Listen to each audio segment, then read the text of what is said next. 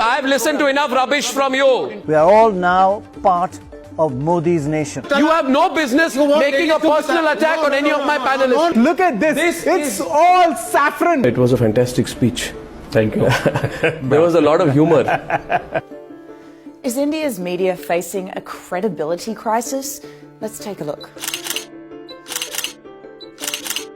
In February last year in Kashmir, a deadly terrorist attack killed 40 Indian soldiers. This is how the media reacted.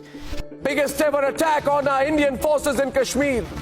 Not condemnation, we want revenge. There has to be a four-front war against Pakistan. Shut them down. No visa, no cricket. The narrative quickly turned into a call for war against Pakistan. हम आपको बताएंगे कि हिंदुस्तान के पास आखिर विकल्प क्या है, क्या कर सकता है इंडिया अगर पाकिस्तान से हमें बदला लेना है। बहुत सारे लोग ये कह रहे हैं कि अब भारत को युद्ध शुरू कर देना चाहिए।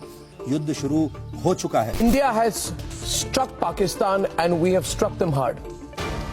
And most importantly, we have struck them straight in the face.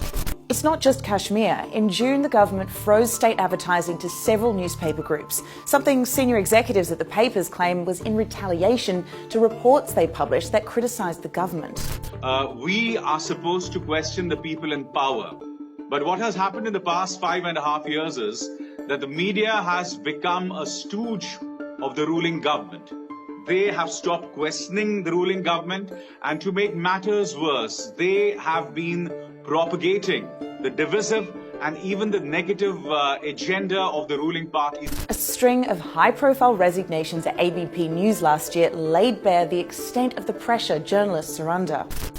You would say something on air, as an anchor or as a journalist, or if you wrote something on Twitter, they would kind of pressurize you in different ways. There was a person called Nripendra Mishra in the Prime Minister's office, and he would actually make calls to the proprietors, to the editors, and of course, point out something that the government was not very comfortable about.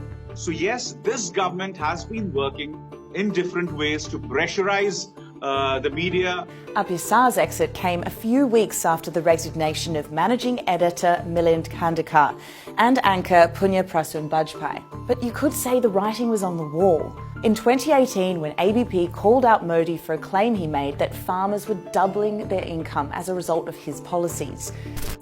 और पहले की तुलना में आय कितनी बढ़ गई आपकी? अभी 2 गुनी हो गई है सर। अच्छा, और जो महिलाएं आपके साथ काम कर रही हैं, उनकी आय भी बढ़ गई होगी? जी sir. They sent a reporter to interview the farmer who denied it. ऐसी आय नहीं बढ़ी है? नो सर, मुनाफा नहीं हुआ है।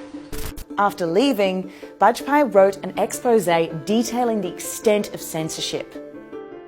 From being told not to take Narendra Modi's name on my show or show his image on any program critical of the government, to a sinister blacking out of my show Masterstroke, what happened was nothing short of censorship. He goes on to say, the message, sharp and clear, to every news channel was this: go against us and your business will suffer. Threats and violence is becoming a new normal for journalists in India.